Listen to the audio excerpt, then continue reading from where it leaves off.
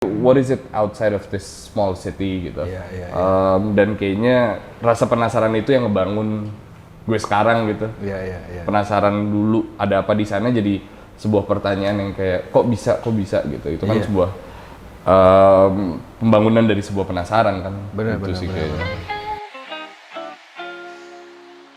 Oke, kita syuting pertama untuk semua YouTuber yang menyaksikan. Sedap. Niko kembali untuk hadir dengan sebuah acara Nick Coffee. Tepuk tangan untuk Nick Coffee. Amin. Waduh, dan bintang tamu kita ini luar biasa. Ini orang yang menurut gua pada umurnya sudah banyak banget membuat karya, ya kan? Jadi yang akan jadi tamu di Nick Coffee ini adalah orang-orang yang hebat dan menurut gua perlu dapat perhatian. Waduh. Makanya kita undang. Yes Lawrence, tepuk tangan dulu dong. Yes Lawrence. Berat banget, Bang. Oh, benar. Jangan gitu dong. Lu tuh ya. Umur lu berapa sekarang? Sekarang 24 mau 25. Gua baru masuk TV umur 25, Bos. Oh iya. Loh, lu udah bikin karya berapa? Gua umur 25 tuh baru masuk TV. Terakhir dengar action gitu kapan, Bang? 2011 berarti ya? Akhirnya kembali lagi loh. Gila ya, gua dari layar. Jadi gua belajar dari lu. Wah. Enggak, Takna Talks ini adalah salah satu gua lihat dan pelajarin gitu. Bagaimana seorang Iyas ini mencoba untuk berbuat langsung, ya kan? Dia bikin kemudian talk show dengan gayanya dia. Dan itu akan kita bicarakan lah ya. Siap. Karena buat gua apa yang lu kerjain itu menginspirasi semua orang termasuk kita, Bos, di sini di Nick Coffee. Ini studio kita di Lebak Bulus, perjalanan lu dari Tambun. Cukup jauh ya. Enggak nyasar ya, bukan? Gampang ya. Cuman ya emang udah sehari-hari kan Tambun Jakarta. Oh, lu Jakarta. ini ya di Kemang soalnya ya. Kemang, tapi kan dari dulu tuh sebenarnya sempat pas SMA kan sekolah di Bintaro. Oh, udah di Bintaro. Jadi bolak-balik tuh Tambun Bintaro dari. Jadi lu dari kota Bekasi lewat DKI Jakarta masuk ke kota Tangsel. Iya. Dulu tuh kayak gitu tuh. Jadi untuk ngerasain dari Kabupaten Bekasi ke DKI. Itu Bintaro tuh DKI ya atau masuk Tangsel? Itu Banten. Cuman Banten kan? Untuk ke Jakarta tuh kayak udah biasa lah sekarang. Iya. Apalagi ada siaran juga ke Sarinah kayak bolak-balik udah normal lah. Dia siaran juga. Jadi kita nih sebenarnya banyak kesamaan, tapi memang dia mengerjakannya jauh lebih cepat daripada zaman gua dulu. Gua tuh baru mulai siaran, baru mulai masuk TV umur 25. Siarannya umur 23. 23 ya. Gua siaran di Radio OS dulu Bandung. Lu sekarang siaran di? Sekarang di Hard Rock. Kalau TV belum ada, cuman ada sih satu lagi mulai besok bawa berita. Iya bawa berita. Jadi news anchor itu juga hal yang gue nggak pernah kerjain. Iya. Jadi kasih tips dong depan kamera gimana? Soalnya saya tuh buruk ini, Bang. Saya tuh buruk baca prompter. Oh, kalau baca, gue juga bukan prompter reader ya kan, bukan prompter reader juga. Jadi maksud gue ya mau nggak mau, tapi itu pasti gampang lah. Itu kayak naik sepeda lah, lu cepet bisa. Iya. Tapi kagok sih. Nah, kagok karena lu sekarang jalanin sendiri ya? Iya. Jalanin sendiri. Kalau dulu tuh dijalanin orang, kalau sekarang mesti jalanin sendiri. Itu dia. Sama seperti masuk ke radio. Kalau zaman dulu kita kerjain semua sendiri, apalagi di radio daerah ya. Kalau sekarang udah ada bantuan operator, ada produser. Kalau dulu kita nyiapin kaset sendiri, nyiapin CD sendiri, alat-alatnya analog, ya kan. Jadi dulu itu setengah DJ lah. Udah belajar setengah DJ karena kita udah belajar semua mixer. Jadi kita udah belajar gantiin lagu dari satu. Kalau sekarang semua udah ada produser, enak ya? Ada. Tinggal istilahnya tinggal ngoceh doang sih. Kalau dulu tuh sempat pikir kalau zaman kecil, zaman SD gitu mau jalan ke sekolah dengerin radio kan pasti. Pagi pulang sore dengerin berarti dua-duanya prime time nih. Dengarkan terus kayak enaknya orang dibayar untuk ngomong gitu. Ngobrol aja dibayar gitu. Sekarang ngerasain capek ternyata. Rutinitas tuh capek. Capek. Tapi lu nggak bisa pakai buat kesenangan pribadi, udah nggak bisa ya. Kalau gue dulu nih, kalau malam tuh siaran lagu bisa kita kirim sendiri. Buat kamu nih lagunya. Gitu. Nggak bisa ya. Nggak bisa. Udah industri banget sekarang. Industri banget sih, udah ngejar target. Itu yang jadi beban untuk kayak oh ya udah nggak bisa. Tiap minggu dievaluasi. Itu. Kan? Produser kena semprot ya kan. Kita juga rating turun minute by minute. Ngomong apa dikit di kanan tuh kayak ada KPI melirik ada kayak apalagi sekarang ya. Iya benar.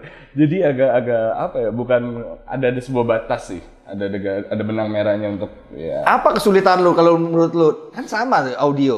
Iya, cuman sepertinya freedom of expression atau freedom of speech kan lebih limit ketika berada di radio gitu. Ketika pendengaran massa lebih besar gitu. Cuman pada akhirnya kalau ternyata ngobrol itu harus yang sulit dari ada sebuah pembicaraan itu bukan ngobrol ya, tapi lebih mendengarkannya. Oh benar. Itu yang sulit kayaknya. Ketika di podcast, ketika di radio gitu. Mendengarkannya dalam arti? Dalam arti mendengarkan partner siaran berbicara, mendengarkan narasumber, mendengarkan apa. Itu tuh menurut saya sulit ternyata ya. Ini pelajaran ya nih. Gua kasih tahu deh, ya kan? Kalau Bang Oton kiri, gue yang kanan. Jadi gini, inti dari komunikasi itu sebenarnya mendengarkan. Setuju.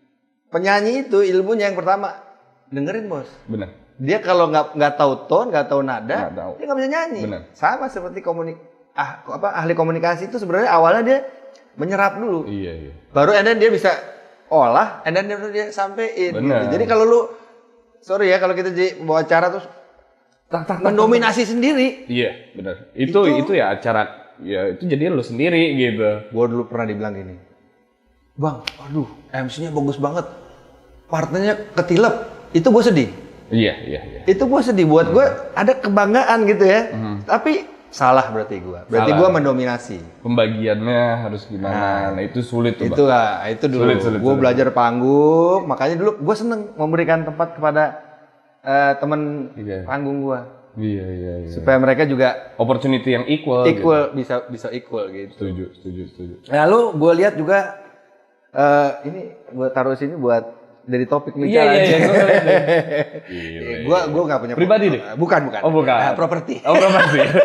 Kita jujur aja. Kita mau akun ntar yang punya nonton marah ya kan. Kita pinjam punya teman. Okay. Tapi gue termasuk penggemar klasik. Oh klasik. Oke. Gue klasikan orangnya. Yeah. Gue punya Civic Wonder. Oh, serikaan. Iya. Dulu waktu SMA nggak punya.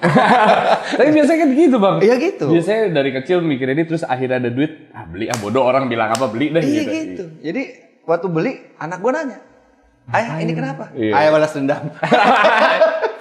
Iya benar. Kalau balas dendam C70. Oh CJ. C70 P-Sport. Motor Honda. Motor Honda C70. Oh, itu loh. Ini balas dendam gue dulu. Karena dulu pas SMP tuh pernah ngeliat, ya mungkin karena bukan Top Gear sih, tapi salah satu ada episode di YouTube gitu, sepeda motor terbaik di dunia. Kenapa? Karena kalau dibanting dari atas, terus minyaknya, olinya kalau diganti minyak goreng, dia masih hidup. C70. Jadi berbekas sama lo tuh? Iya, terus gue langsung mikir, suatu hari harus beli. Terus ke Thailand, gue liat di mana-mana kan motor pasar ya. Iya. Ntar deh gaji pertama gitu. Keluar tuh gaji pertama, jadi loh C70. Oh itu yang gue lihat, nih ada fotonya nih. Ada ya? Apa lu kasih nama apa tuh? Mumun. Mana tuh fotonya? Aduh, gue sampai nih, sorry ya, ini nama juga properti kan tuh. Ini mana nih? Sorry, agak copot sedikit ya. Sorry guys, ini kita tapi menampilkan ini Mumun. Fotonya ada. Wah, iya ini Mumun. Ini Mumun. Ini di mana posisi nih? Ini Jawa Tengah atau Jawa Timur? Jawa Timur. Lu bawa ngapain ini? Kok lu bawa berjalan jauh nih? Iya, jadi ini lu sendiri ya? Sendiri.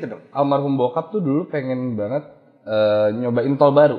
Oh, lu beli dalam keadaan? Enggak. Beli waktu itu Orion, jelek.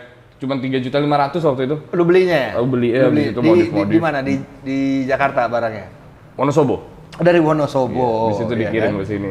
Habis itu baru lu beliin pernak-perniknya. Iya, itu dia perintilannya. Terinspirasi dari motor-motor di Jepang sebetulnya. Touring di Jepang. Backpacking ya ini sendiri. Itu dia. Ya. Asik. Kemudian lu juga ada Vespa. Ada. Tapi nggak ini atau lu? Nggak Vespa sebenarnya satu Matic. Oh gitu. Cuman Matic doang. Karena butuh satu kayaknya yang santai. Iya iya. Nggak usah tua-tua.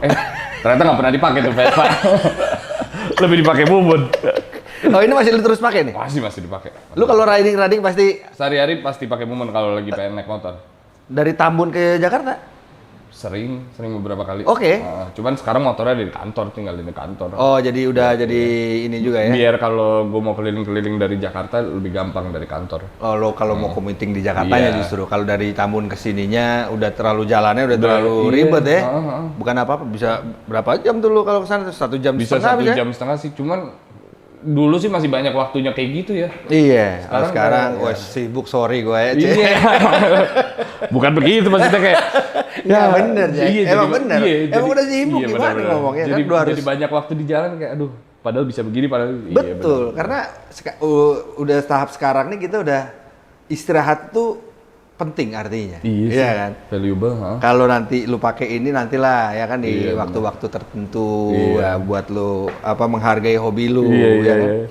Lu hobi ini motor apalagi, Bro? Lu golf golf sama keluarga. Wah, golf iya. Golf tuh sebetulnya diperkenalkan dari kecil sih. Yes. Dari bokap main dulu. Bokap main dari umur 6 tahun dulu. Diajarin gitu, klub pertama gitu. Kalau dulu kan manggilnya bukan driver, manggilnya Wood 1. Wood 1, iya. Kita ngeliat Wood 1 dia yang dulu masih tuh Persimmon? Bukan, dulu tuh Callaway Big Bertha. Oh, Big Bertha. Wih, top itu. Semua orang pakai Big Bertha. Asli. Suatu hari mau nih mukul pakai itu ya kan. Abu-abu ya. Abu-abu ya. Terus kayak pikir, tapi ketika udah mulai besar tuh sekeluarga disuruh main apa segala macam, ada sebuah ketuntutan untuk main bener. Nah itu yang kayak ngapain sih? Umur berapa tuh? SMA? Itu SMP malah. SD malah. SD udah disuruh main bener. Dia pengen main junior loh. Iya. Terus akhirnya gua nggak bisa gitu ya kan. Akhirnya ada yang perempuan lah. Dia yang serius. Dia serius. Terus beberapa turnamen menang apa. Oke. Cuman ya itu dia. Akhirnya golf tuh kadang awalnya seru-seruan, lama-lama jadi keseriusan terus pudar. Iya. Tapi pasti ada titik temu di mana nemu serunya lagi gitu. Iya, betul. Nemu serunya lagi di belakangan ini. Betul.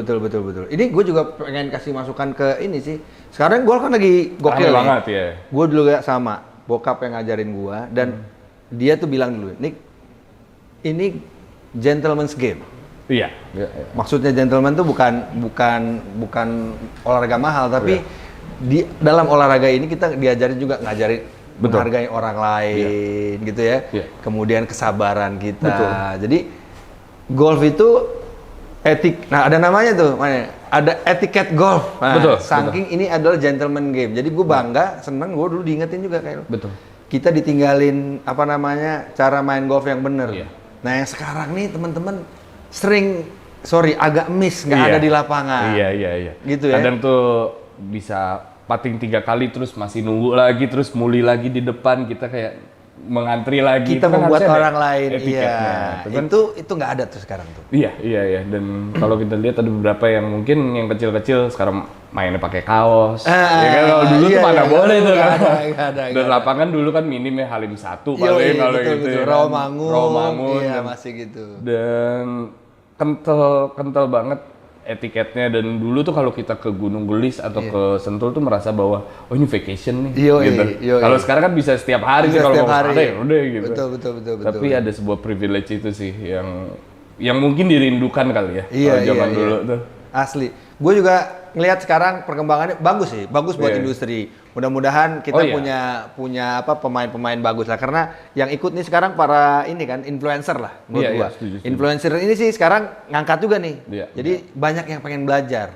Gue seneng ngelihatnya. Tapi driving ngantri, Bang. Asli kalau gue lihat buset yang ngantri 10 bag ya kan. Ngobrol nggak ada. Dan sekarang gue sih seneng. Industrinya hidup. Mudah-mudahan lah. Main dari kapan nih, Pak? Gua main sebenarnya bokap ngasih gua pertama kali itu juga sama. Gua kelas 1 SD, kelas 2 SD lah. Dulu gua di lesin tenis. Iya, kecil tuh. Karena bokap pemain tenis dan pemain golf. Jadi kita di lesin tenis, diajarin main golf. Golf sekali gua pukul the other way around di driving range. Jadi orang mukul ke sana, gua mukul sebaliknya, bokap gua teriak karena mukulnya ke arah pemain. Semenjak itu gue di grounded nggak pernah boleh megang stick gitu. lagi. Iya, cukup lama lah. Akhirnya gue agak nggak suka juga sama golf zaman dulu gitu kan. Karena gue dimarahin waktu itu. Jadi gue ngambil bola di tengah driving range, Iya, and then gue pukul balik. Dulu kan seenak gitu ya bisa jalan situ ya. Iya, jadi karena driving range dulu kan nggak seperti sekarang. Dan gue driving range waktu gue pindah ke Pekanbaru. Jadi gue kecil-kecil pindah ikutin bokap tuh akhirnya membentuk shaping kita juga ya. Setuju ya. Banyak ya. Abang pindah-pindah kan dulu ya. Di beberapa tempat ya? Beberapa tempat, gue ke Pekanbaru, ke Palembang, ke Kisaran ya. Akhirnya ya gitu, hobi main sama semua orang aja, sama lu gitu kan? Sama, iya. Mungkin besar di satu tempat itu Tambun gitu. Cuman ketika besar di satu tempat yang lo lagi gitu, kadang tuh ada keinginan untuk explore di luar Tambun tuh ada apa sih gitu. Di Jakarta tuh ada apa sih gitu. Dan kayaknya itu selalu menjadi penasaran dari kecil gitu. Untuk bertanya di apa sih bedanya kalau Jakarta Selatan, Jakarta Barat, Jakarta Utara gitu. Dan dari kecil tuh udah kalau pamit sama nyokap bokap gitu keluar Sabtu Minggu ya udah jalan sendiri naik bis ke Jakarta gitu. Iya memang pengen cari what is it outside of this small city gitu. Dan kayaknya rasa penasaran itu yang ngebangun gue sekarang gitu. Penasaran dulu ada apa di sana jadi sebuah pertanyaan yang kayak kok bisa gitu. Itu kan sebuah pembangunan dari sebuah penasaran kan. Benar. Ketika kita membuat sebuah konten yang idealis gitu, hal-hal seperti itu kan tidak menghasilkan uang. Exactly. Hal-hal seperti itu kan menghasilkan rasa penasaran.